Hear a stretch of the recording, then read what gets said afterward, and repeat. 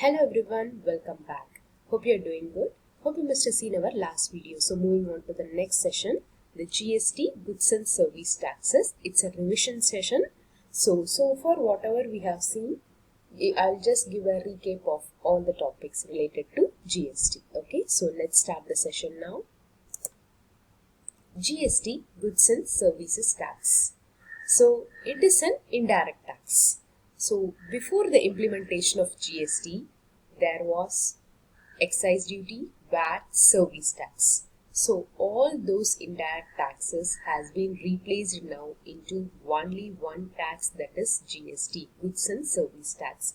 It came into effect on 1st July 2017. Okay, so from 1st July 2017, instead of using excise duty, VAT and service tax, we are using GST. Okay, so GST has become effective from 1st July 2017, for which it has been passed in a parliament on 29th March 2017. Okay, the act was passed in 29 March 2017. Later on, it came into effect only from 1st July 2017. Okay, so it is a comprehensive multi-stage destination based and it is levied on every value addition. Okay, so like any other indirect tax before the implementation of GST, it is levied on every value addition. Okay, so it is a single domestic indirect tax for the entire country. So this is the concept of GST. So these are the advantages of GST, removing the cascading effect of tax. Before there was many tax, but now there is only one tax, so it removes the cascading effect. And it has a higher threshold for GST registration and the composition scheme for small businesses. Okay, so those persons who are doing small business, they can also opt for composition scheme. Next is simpler online facilities for GST compliance. Then relatively lesser compliance under GST. Defined treatment for e-commerce activities. Increased efficiency in logistics and regulating the unorganized sector. So these are the advantages of GST. Next is what you're seeing is the tax structure which is before GST. Okay, so the related to GST, there is no difference in any direct taxes. Okay, so GST is completely related to indirect tax. So before the implementation of GST, we had central tax and state tax. Central tax is divided into excise duty, service tax and custom duty, and state tax is divided into VAT, entry tax, luxury tax and lottery tax. Okay, so this is the indirect tax before the implementation of GST. After the implementation of GST, we have only one tax, that is GST. Okay, that is indirect, interstate and intrastate. So GST is the only tax which has been followed after the implementation of it. Okay, and in the indirect tax, we have two types. One is intrastate, another one is interstate. Okay, so in intrastate, we have CGST, SGST. Intrastate means within the state. If you are purchasing or selling your goods or supplying your goods within the state, CGST and SGST will be levied. And if you are doing for interstate, from one state to another state, you will be levied IGST. Okay. Next is tax structure under GST. So under GST, we have three taxes. One is CGST. It stands for Central Goods and Services Tax. Okay, so the Central Goods and Services Tax is it's collected by the central government.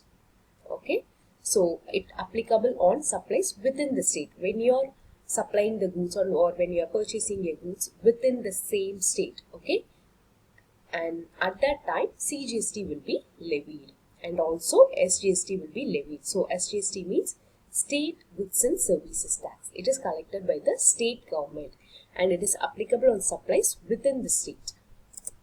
Next is UTGST. It stands for Union Territory GST.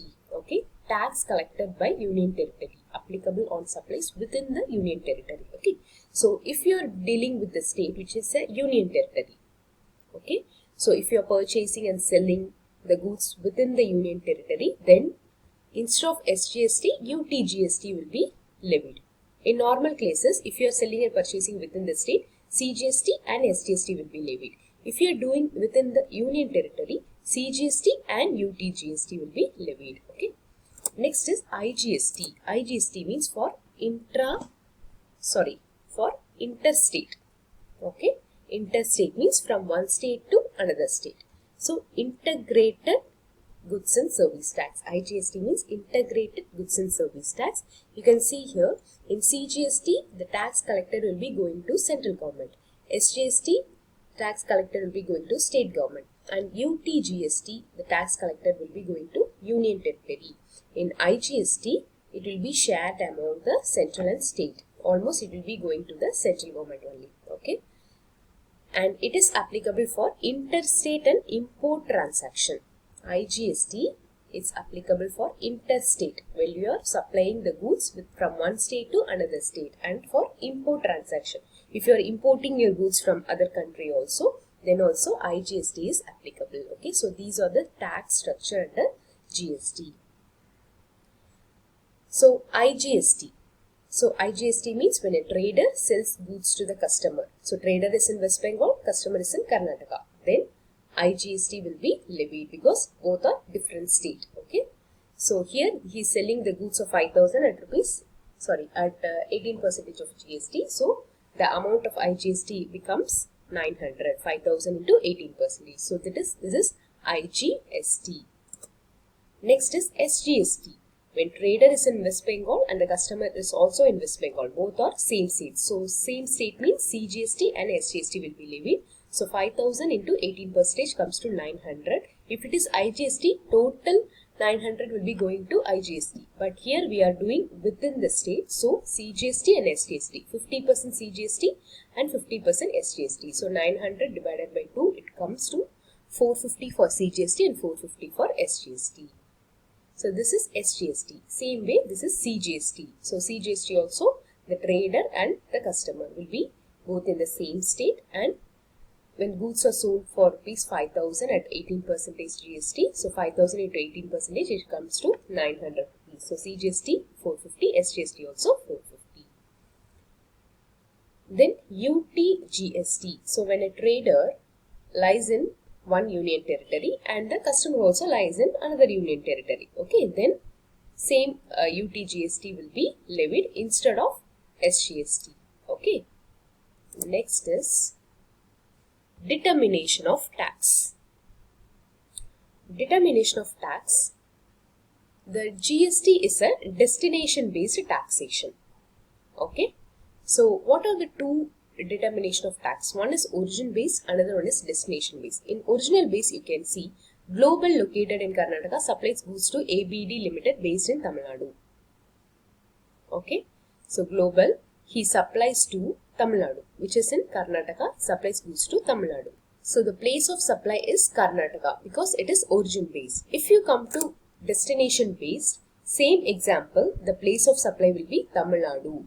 Okay, so the tax revenue will reach Tamil Nadu. Here, this is destination based, where the goods gets supplied. Okay, so here the goods supplied to Tamil Nadu. So the destination based taxation. So GST is a destination based taxation. Next is GST registration. Okay, mandatory registration. So who and all it is mandatory for registering for GST? So it's a taxable person carrying on interstate supplies. Those who are supplying interstate, and those person has to register under GST, and that is mandatory. Person responsible to deduct TDS, agent supplying on behalf of taxable person, casual and non-resident taxable person, sellers on goods of e-commerce platform, input service distributor, businesses liable to pay tax under reverse charge, e-commerce operator, a person supplying online information and database access or referral services from outside India to an unregistered person in India. So these are the person who it becomes mandatory to register under GST. So what are the types of GST registration? Okay, so we have seen these are the person have to register under GST in any of these types. They can register under normal taxpayer, casual taxpayer, composition taxpayer or non-resident taxpayer. Okay, any of these type they can able to register based on their turnovers. Okay. So first is regular dealer registration. Okay. So we have seen normal taxpayer. Normal taxpayer is regular dealer.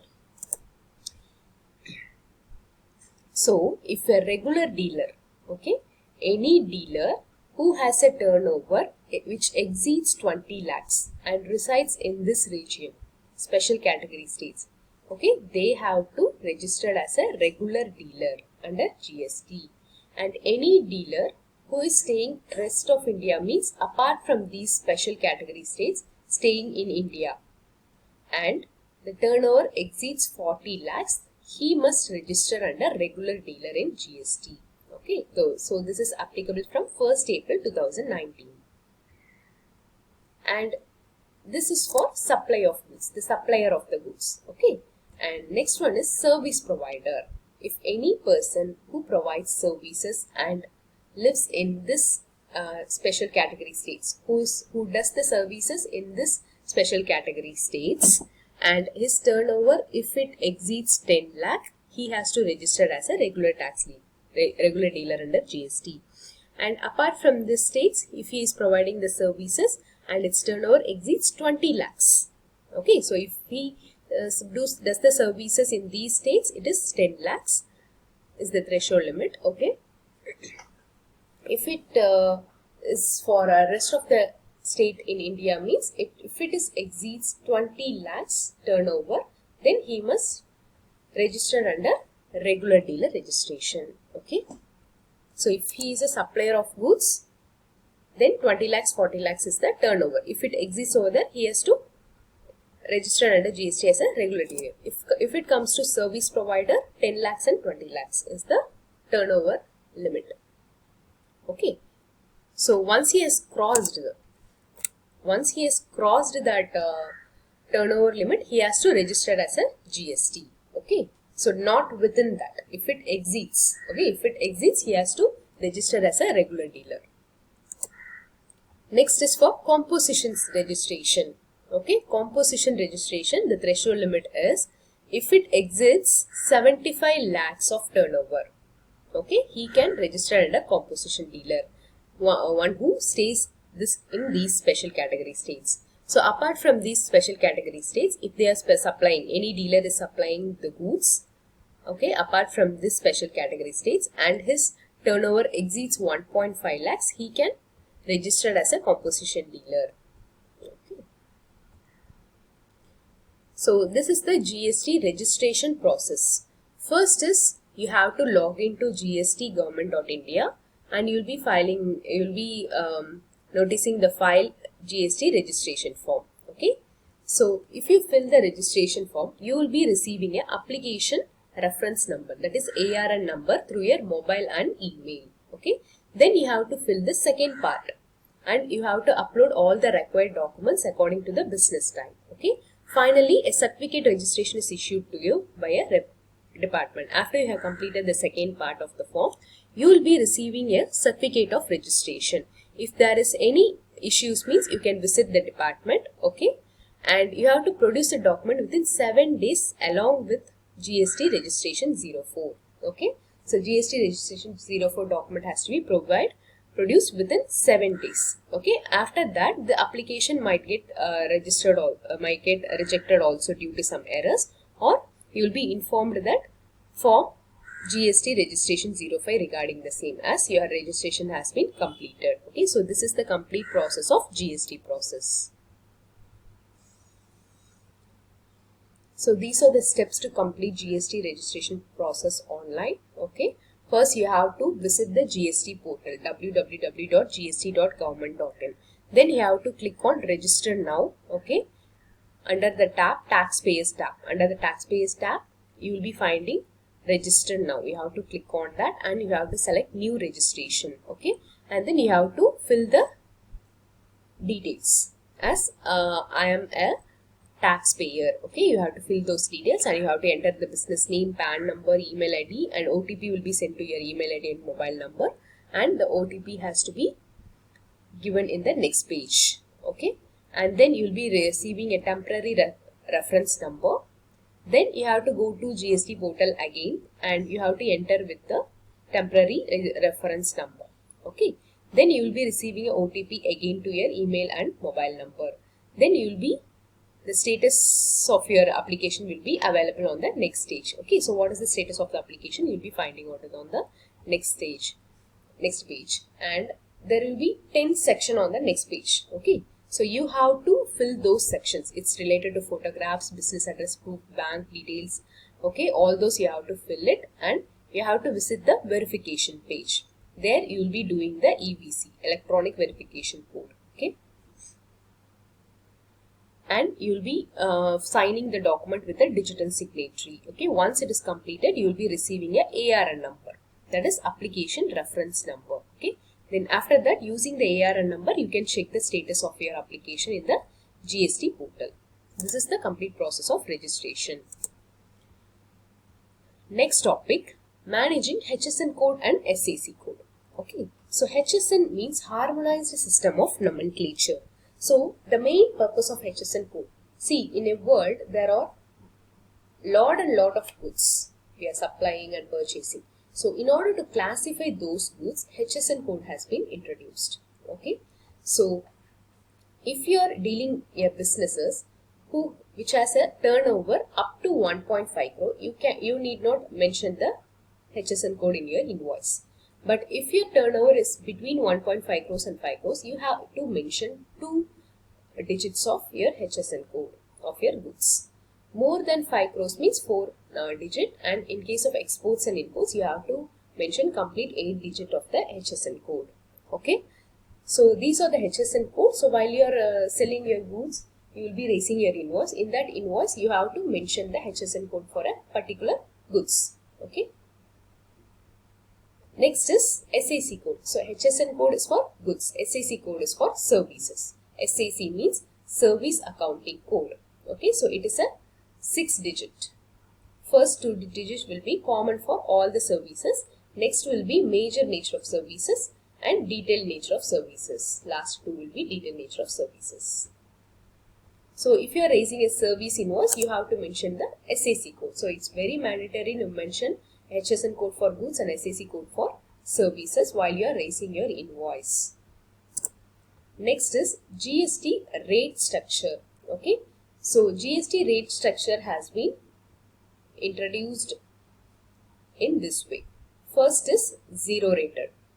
GST exempted or zero rated goods and services for essential items including food. Okay. For essential items for life and for including food, it is zero rated.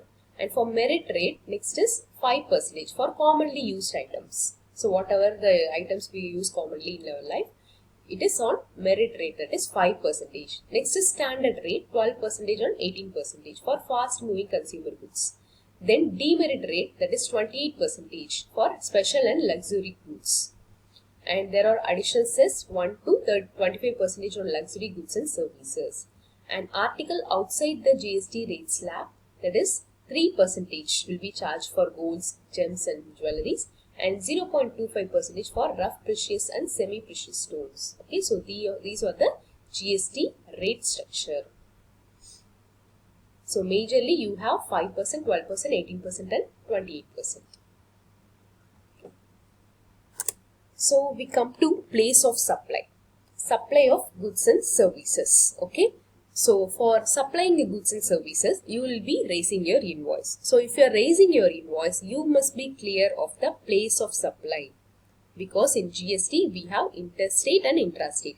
If you are confirmed with the place of supply only, you will be clear that whether we have to mention the CGST, SGST or IGST. So for that purposes, we have to know what is the place of supply. Okay.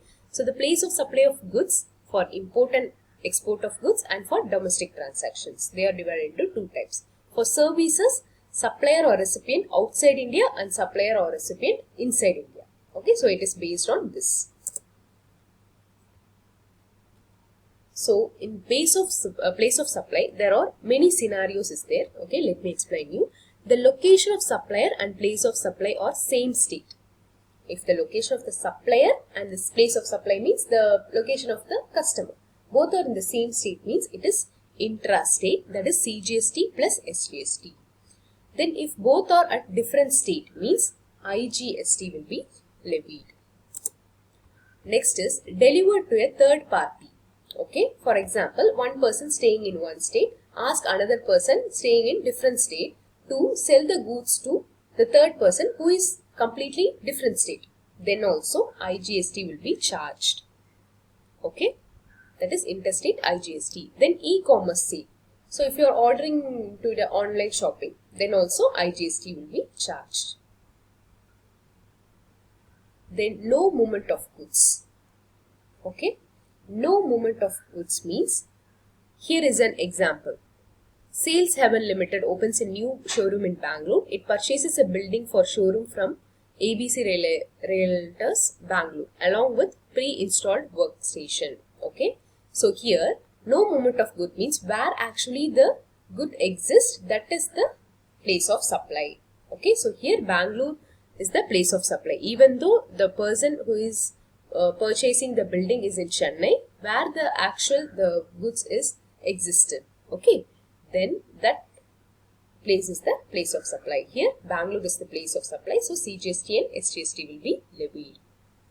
So for the purchase of building, no GST, and for rent it will be there will be CGST and SGST. Okay, then installation. So the person who is staying in one state asks some other person who is stays in different place, okay, to do the installation. Actually, where the installation happens, that place is the place of supply. Okay, that is CGST and SGST will be levied. Next is goods supplied on vessels or conveyance. Okay, so where the supply begins. Okay, where it is departured. So that is the place of supply. When there is goods imported into India, the location of the importer is the place of supply. Then IGST will be levied. When there is an export, then location outside India. Okay, so GST will be here. The person who is stays in Kolkata exports the goods to UK. Then in Kolkata is not the place of supply, where the destination is. Okay, location outside India is the place of supply. So for Kolkata GST it is exempted. So this is the place of supply. Next is the time of supply under normal change. Okay, what is the time of supply? You need to know the time of supply while you are raising your invoice, because if you have confirmed the time of supply only, you will be paying the GST to the government within the due date. Okay, so you must understand the time of supply. So what is the time of supply for the normal change? Means earlier of the following dates: date of issuing invoice and date of receipt of payment. So whichever the date which is arriving earlier, okay, that is the time of supply. Next is time of supply under reverse charge. It is related to date of receipt of goods, date of payment, and date of immediately after 30 days from the date of issue of invoice under supply. Okay, we have to consider these 3 dates, and whichever is earlier, that is the time of supply. Next is time of supply for vouchers also. So it is a date of issue of voucher or date of redemption of voucher. Okay, so whichever is earlier, that is the time of supply. Next is value of supply. So value of supply means you must know the value of supply. So based on the value only, you will be calculating the GST and you will be making the payment to the government. So you must know the value of supply. So it is on transaction value. Okay, and the GST should be levied inclusive of all taxes, duties, cess, fees, charges levied under Act except GST. Okay, so that is the value of supply. So here you can see an example. The value of goods or services supplied in transaction value, that is price paid or payable, which is 3000 in the example. Okay, so against the 3000 you have to charge the CGST and SGST. So total value is 3540. So this is the value of supply. Next topic, input tax credit, that is ITC.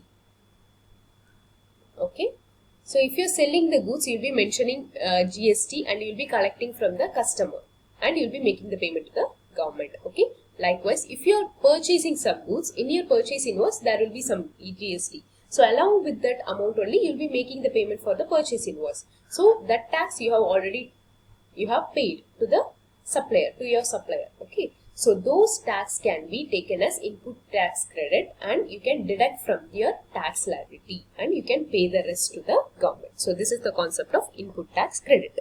So for paying IGST, we know that in GST we have three: IGST, CGST and SGST. So if you want to pay IGST, you can use the input from IGST first, then CGST, then SGST. Then if you want to pay for CGST, you have to take an input tax credit from CGST first, then only you have to go to IGST. Then if you want to pay for SGST, then you have to take it from SGST and you have to go to it for IGST. Okay, so in this scenario, basis only you have to use the input tax credit. So for paying CGST, you should not use the credit of SGST, and for SGST also you should not use the credit of CGST. Okay. So here is an example for input tax credit. So Mr. A has purchased goods worth 18,000. For 18,000, 18% tax was 3,240. Then he has sold the goods worth 22,000. For 22,000, GST is 3,960. Okay, so the output tax liability, so we have to pay to the government. Mr. A has to pay to the government is 3,960. Through the purchase, he has already paid on purchases, that is 3,240. He can deduct the 3,240 from 3,960 and the balance 720 he can make the payment to the government as GST. Okay, so this is the concept of ITC, that is input tax credit. So what are the conditions for claiming input tax credit?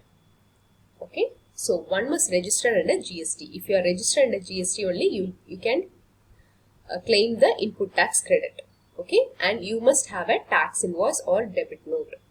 Then the goods and services actually should be received and the supplier should have filed the return. Okay, so once the supplier has filed the return and paid the GST only, you can take an input tax credit with the purchase invoice you have received from the supplier. Okay, then where the goods are received in parts on installment, ITC may be claimed only on receipt of last lot or installment. So if you are receiving in parts, okay, you would have received the invoice first, then you would have received the goods in installment basis. Okay, so once the complete goods has been received only, you can claim the ITC on that purchase invoice. Okay, and then where input tax credit is included in the cost of capital goods and depreciation, on such tax is claimed, no input tax credit is allowed. Okay, so it is if it is on capital goods, no input tax credit will be allowed. So input tax credit has to be claimed within the prescribed time limit. Okay, so within 1 month it has to be claimed. Next is GST tax payment. So you can make a tax payment through GST portal. So in GST portal, we have 3 registers and ledgers, that is electronic tax liability ledger, electronic credit ledger and electronic cash ledger. So electronic tax liability ledger includes the amount which is liable to be paid to the government, and the credit ledger, it's completely of ITC details, and the cash ledger is your money. So from cash ledger you will be making the payment of GST. Next is, what is the timeline for payment of GST? Okay, so you have to make the payment of GST of 20th of the subsequent month. If you are filing the return for the month of April, you have to file the return and make the payment of GST within 20th of May. Okay, so if you are doing for April month, it is 20th of May is the due date. Next is modes of payment. So there are 2 modes of payment. One is online mode and offline mode. In offline mode, we can use cash, check and DD. That is demand draft. Okay, so the offline mode can be used for the mode of payment only when the payment is up to 10,000 per challan per tax period. If it is more than 10,000, you have to move on to online mode. If you come to online mode, we have internet banking, credit card, debit card and NEFT and RTGS. Okay, so these are the modes of payments. Next comes the e-waybill. So e-waybill means it is electronically generated. It is the permit needed for interstate and intrastate transactions. When you are transferring your goods within one state or from one state to another state, and the worth of the goods, the value of the goods, if it exceeds 50,000, then you have to generate e-waybill, and during the transportation, the transporter must carry the e-waybill along with the invoice. Okay, and in the e-waybill, it contains the details of the goods. What is the goods you are transferring? What is the HSN code? What is the value? And who is the consigner, the recipient, the transporter. All the details will be contained in the e-waybill. Next is, what are the contents of e-waybill? In e-waybill, what are the details you can see? First is the GST of the recipient, the buyer. Okay. Then the place of delivery, invoice number, and the value, HSN code, transport document number, and details of the transporter. Okay, so these are the details, you can find it out in the e-waybill. Next is when e-waybill is generated. So e-waybill has to be generated when you supply any goods. Okay, if you supply any goods, you have to generate e-waybill. Other than supply, there are non-supply transactions. So for non-supply transaction like export, import, return of goods, job work, line sales, sale on approval basis, semi or completely knocked down supply, supply of goods for exemption or fare, and goods used for personal consumptions. For if you are supplying your goods, if you are transferring your goods from one place to another, because of these reasons, then also e-waybill has to be generated. Next is, there are e-waybill important points. One consignment, one document, one e-waybill. So for one consignment, there must be one document and one e-waybill. And one invoice, multiple consignment with multiple challans and multiple e-waybills. Okay, you can have a one invoice. So if you are selling your goods on installment basis, then there can be multiple consignment, and for each consignment there should be a e-waybill. Okay, so that's why they have said one invoice, multiple consignment, and multiple e-waybills. Third point, multiple documents, one e-waybill, not possible. Okay, you have multiple documents, multiple invoices, but combinedly you have prepared one e-waybill for multiple invoices, so that is not possible. Next is, no way the e-waybill can be edited or amended. So once you have generated your e-waybill, you can't able to edit or amend. The thing that you can able to cancel it, that too within 24 hours. Fifth point, transportation details can be updated any number of times till the goods reaches the destination within validity period. Okay, so within the validity period of the e-waybill, till it reaches the destination place, you can edit the transportation details any times. Okay. Next is the validity. When it starts from the first entry of part B. So in e-waybill, you have part A details to be filled and part B details to be filled. So once you enter the part B, from there the validity begins. And the e-waybill generated is invalid. Okay, if it doesn't update the part B. So as I have told you, for generating e-waybill, you have part A and part B to be filled. If the travel distance is more than 10 kilometers, it is very mandatory to fill the part B. If it doesn't, if the person who is selling the goods, it can be a consigner or consignee or transporter, whoever is preparing the e-waybill, whoever is generating the e-waybill, they have to fill part B if the travel distance is more than 10 kilometers. If not, the e-waybill will become invalid. Okay. Then consolidated e-waybill does not have any specific validity. It depends upon the e-waybill attached to it. So consolidated e-waybill, if you are preparing, so it doesn't have any specific validity. So next is e-waybill notification highlights. So as you all know, if the goods worth is more than 50,000, it is very necessary to attach e-waybill along with the invoice. It can be generated either by supplier, recipient, or transporter. Okay. So it becomes invalid if it is without vehicle number, and they are traveling more than 10 kilometers. Okay. And the vehicle number can be entered by generator of e-waybill or transporter. And the final thing is, e-waybill with consignment should have latest vehicle which is carrying the consignment. And these and all we have seen. So it can be cancelled within 24 hours. Okay. So validity of e-waybill is 1 day for every 100 kilometers of part of it. Okay. So validity of e-waybill is only 1 day for every 100 kilometers.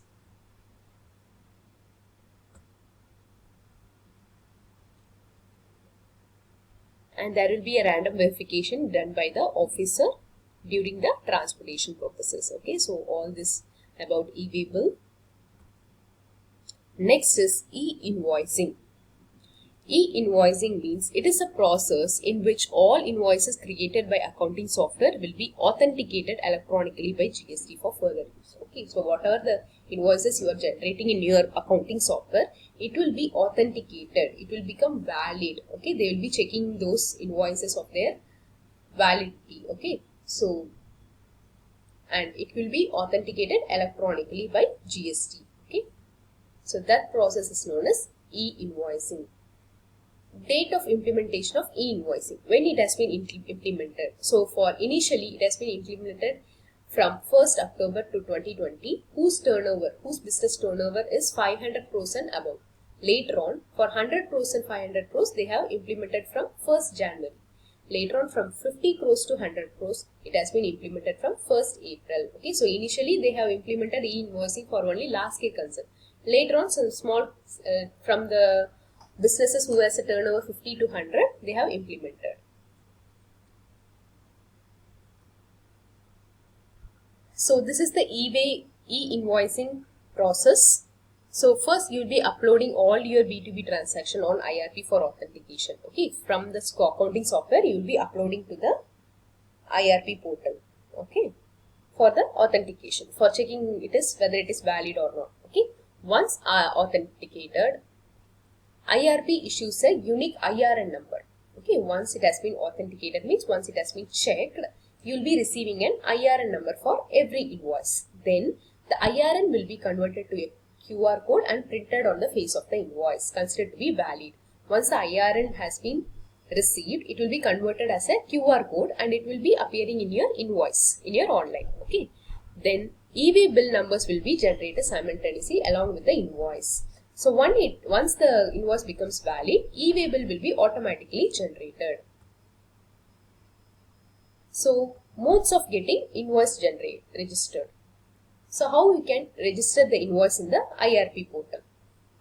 You can do it by web-based, API-based, SMS-based, offline tool-based and GSP-based. Okay, so these are the modes you can get your invoice registered in IRP portal.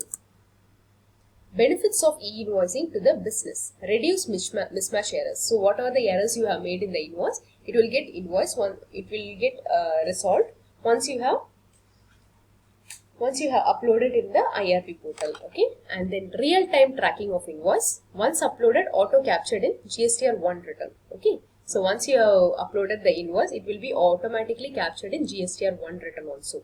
Then faster availability of genuine ITC. Okay, once the invoice has become valid, you and your customers will be easily they can confirm that they can able to get the ITC against the invoice. Okay, and it increases the efficiency in tax administration by eliminating fake invoice. So all the fake invoice will get filtered over there. So entities exempted from GST e-invoice. So what are the entities? Those who doesn't need to do the e-invoicing process. Special economic zone, insurer or banking companies, goods transport agencies, suppliers of passenger transportation services, suppliers of services. Okay, so these are the person who gets exempted from GST e-invoice. Okay. Next topic is the composition scheme. So composition scheme means those taxpayer whose turnover is less than 1.5 crores, they can opt for composition scheme. Okay, and who cannot opt for composition scheme? So those persons who are doing businesses, who is a manufacturer of ice cream, pan masala, tobacco, and a person making interstate supplies, a casual taxable person or a non-resident taxable person, and the businesses which supply goods through an e-commerce operator. So those persons cannot opt for composition scheme. And okay, then how a taxpayer opt for composition scheme? So if a taxpayer needs to opt for composition scheme, he has to file GST CMP 02. Okay, So if he has filed the CMP02 on GST portal, he can opt for the composition scheme. So how should a composition dealer raise bill?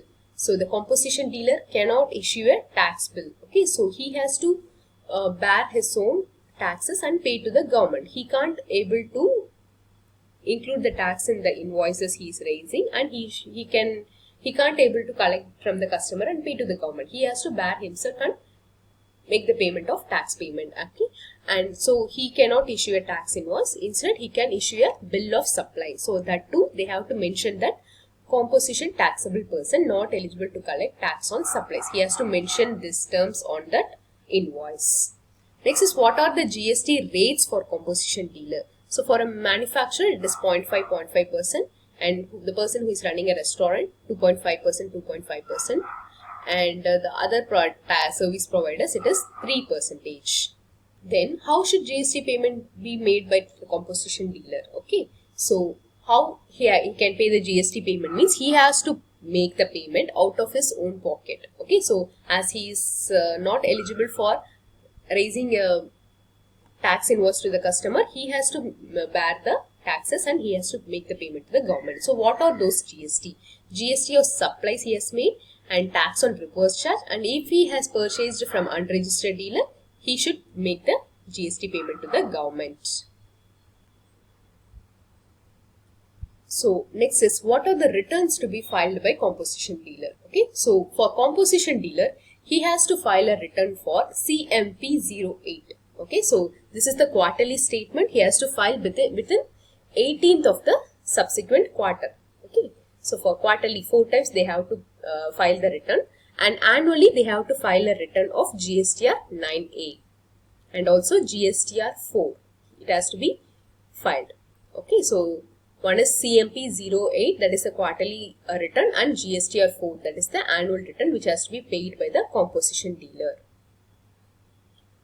So what are the advantages? It is a lesser compliances, limited tax liability, and higher liquidity as the taxes are at a lower rate. Next is, what are the disadvantages of composition scheme? So for a composition scheme, the person can't raise a tax invoice, so he has to bear the taxes and pay to the government. Next is the no input tax credit. He can't able to claim the input tax credit. So whatever the tax he has paid, he can't take an input tax credit. So ITC is not available for composition dealer. And the taxpayer will not be eligible to supply non-taxable goods under GST, such as alcohol and goods, through e-commerce portal. He can't able to supply through e-commerce portal. So this is all about the composition scheme. Next topic is ISD, that is Input Service Distributor. So who is the Input Service Distributor? So it is the office of the supplier of the goods. Okay, so they will be receiving all the tax invoices and they will be distributing all the input tax credit to the concerned branches. Okay, so they will be distributing the CGST and SGST. So this is known as the ISD, that is Input Service Distributor. So what is the procedure for distribution of ITC by ISD? Okay, so ITC available for distribution in a month shall be distributed in the same month, and its details should be given in the form GSTR 6. So in a particular month, if they have received any tax invoices, okay, so they have to collect all the ITC from the invoices and they can distribute it, and after that they have to file the return of form GSTR 6. So all the input service distributor has to file form GSTR 6. Okay, and ISD must distribute the eligible and ineligible ITC amount separately. So what are the eligible amount of ITC and ineligible amount of ITC? Everything they have to distribute separately. Okay, then ITC of CGST, SGST and IGST must be distributed separately. Okay, so this is all about the input service distributor. So they will be distributing the ITC to their branches. Okay, so whomever the services has been received from for those branches, they will be distributing the ITC. Okay, after that they have to file a return. So all the ISD, that is the input service distributor, is very mandatory to file the return in form GSTR 6. So next is reverse charge mechanism under GST. So what is reverse charge? Usually the supplier of the goods will be raising the invoice, okay, and he will be collecting the tax from his customer and he will be making the payment to the government. So this is the normal case. In reverse charge mechanism, instead of the supplier, the recipient will be paying the tax to the government, okay. So when a person is purchasing the goods from an unregistered dealer, so he is an unregistered dealer, he won't be making the payment to the government because he is not registered under GST. In such cases, the recipient of the goods, whoever is receiving the goods, he will be making the payment to the government directly instead of the supplier. Okay, so that process is known as reverse charge mechanism. Here you can see, in normal mechanism, the supplier will be supplying the goods to the receiver, that is the recipient, and he will be making the payment. With that payment, he will be depositing the GST amount to the government. But in the reverse charge mechanism, when supplier supplies goods, he will be making the payment. Instead of the supplier, the receiver, that is the buyer, will be making the GST payment to the government. Okay, so this is the complete process of RCM, that is reverse charge mechanism. Next is GST returns. Let's see what are the GST returns under GST. Okay, so these returns are as per the CGST Act. Okay, so here you can see the return form. The first is GSTR 1. So it is the details of outward supplies. The regular taxpayer will be filing GSTR 1 on monthly basis within 11th of the subsequent month. Okay, so if he is supplying the goods in the month of April, so he has to file GSTR 1 within 11th of May. Okay, next is GSTR 2. That is the details of inward supplies of taxable goods and services affecting claiming the input tax credit. So far it has been suspended from by the government. Okay, so it will be filed on monthly basis. 15th of next month will be the due date. Next is GSTR 3. So this is also suspended by the government. It is a monthly return on the basis of finalization of details of outward supplies and inward supplies along with the payment of tax. Okay, so it will be filed on monthly basis. In the due date is 20th of the next month. Next is GSTR 3B. So it is very important return. So it is a summary of outward supply, inward supplies and the input tax credit and the payment of tax. So it is done on monthly basis within 20th of the subsequent month. Okay, so that is the GSTR 3B.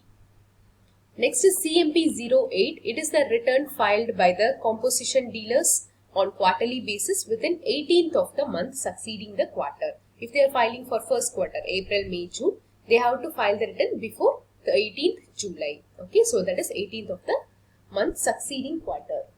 Next is GSTR 5.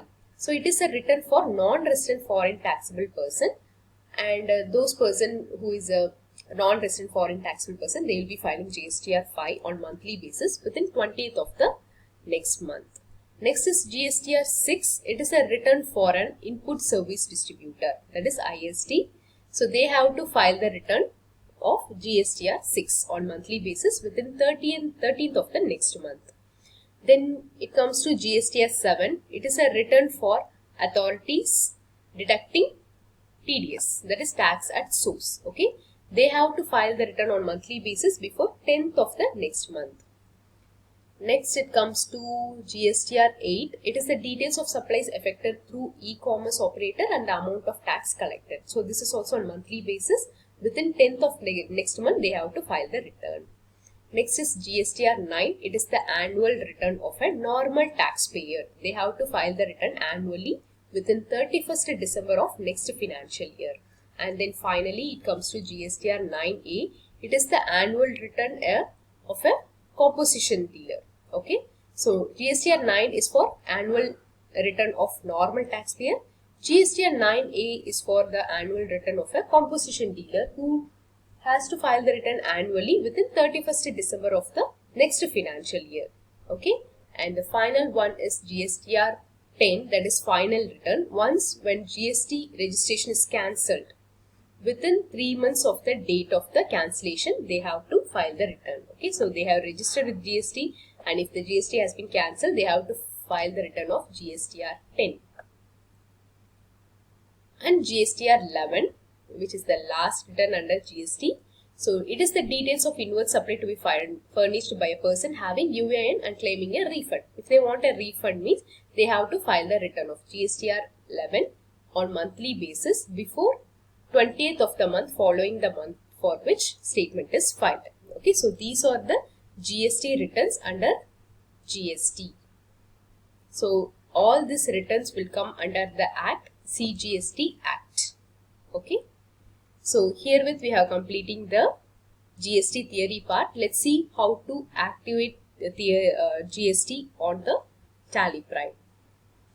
So if you want to raise a GST invoice, so in your books you have to first activate it. So how to activate it? This is the gateway of Tally Prime. So from here you have to click on F11. Okay, so here it comes F11 and let this two options, show more features and show all features, be enabled, and here enable goods and service tax. This has to be enabled now. Just give S and give enter. So you'll be getting this GST details. So here state. Okay, so while you are creating a company, you must see what state you have given. So same state has to be given here also. Okay, I'll just look into the, yeah, here I'll give Karnataka and save the state. Okay, then F11. So in the company creation, if you are given one state and here if you are giving another state, means your GST calculation will be different because all GST is related to state only, right? It depends on interstate and intrastate, so everything will get changed. So you have to be very careful in providing the state. So here it comes to Karnataka and the registration type. So if you are a regular dealer, you can select regular dealer. If you are a composition dealer, you can select composition dealer. So I am selecting regular here, and the GST applicable from dates and the periodicity of you have to give the GST number. Once you are registered, you will be getting a GST number here. So you will have to feed all the GST number. Okay. Next is periodicity of GSTR 1. So if you are filing the GSTR 1 on monthly basis, give monthly. In quarterly basis means give quarterly. Next is set or alter GST details. If you want to set a GST details over here, you can select it. So if you are dealing with a single item, you are selling the goods of a single item means, so you can fix the rate here itself on company level. Okay, so if you can define the tax details over the company level. That is, while you are altering this GST details itself, you can fix it. Okay, then enable tax liability on advance receipts. If you are receiving an advance receipts for the sale you are going to make in future, so you can activate this. So related to reverse charge, GST classification, everything you'll be giving. Related to the e-way bill, so what is the threshold limit? Okay, for intrastate, what is the threshold limit? So after giving all the details, you just accept the screen and save this. Give Control A and save this. So once you're done with this, your GST has been activated in the books. So before going to the voucher entries, we have to create some of the ledgers. So under masters, you will be creating some ledgers related to purchases. Okay, so if you purchase any goods, the purchase can be interstate or intrastate. So we have to classify that so that it will be easy for you to calculate the GST tax liability. So GS purchase local. Local purchase means within the state under purchases. Okay, so here I'll be giving is GST applicable, yes applicable. So set or alter GST details, you can give S over here and you can set in the purchase local. In this ledger also you can define the tax. Okay, so either of the way you can define the tax. There is a hierarchy. Okay, so first you can use the company level. So if you have feeded the details in company level and also in the purchase local, this ledger level means while you are posting your transaction, it will take the ledger level. Okay, if you have not done in ledger level means it goes to the company level. So there is a hierarchy over there. Okay, so if you want, you can fill the details, otherwise you can just move on with that. Next is goods. Okay, then likewise sales. Sales local under Local means within state, okay, under sales. Goods. Then purchase interstate. So if you're purchasing from other state, you can use this ledger while you're posting your purchase entry. Then purchase intrastate. Okay. So next is, we have created the purchases and sales ledger. Next we have to create a party ledger. So Mr. A, supplier. So while creating the party also, you should be very careful of giving the address over here. So if you give Karnataka, our company is in Karnataka and this supplier is in Karnataka. So you can use Mr. A in intrastate supply, intrastate purchase. Okay. So here you will be giving the PAN number and GST number, and here is the party registration type. So if your party is unregistered dealer means you can click on unregistered, regular means regular. So I'm saving with this. Then Mr. C, customer, sundry debtors. Okay. So here, so he is a customer. So I am making as interstate customer. I am giving Kerala. Okay. And accepting this. Okay. So we have created a party ledger. First we have to create a purchase and sales ledger, then party ledger. Now it comes to tax ledgers. That is CGST. Under duties and taxes, select GST over here and central tax. Okay, just accept it. And next is SGST under duties and taxes, GST. Here comes to state tax. Okay, save this.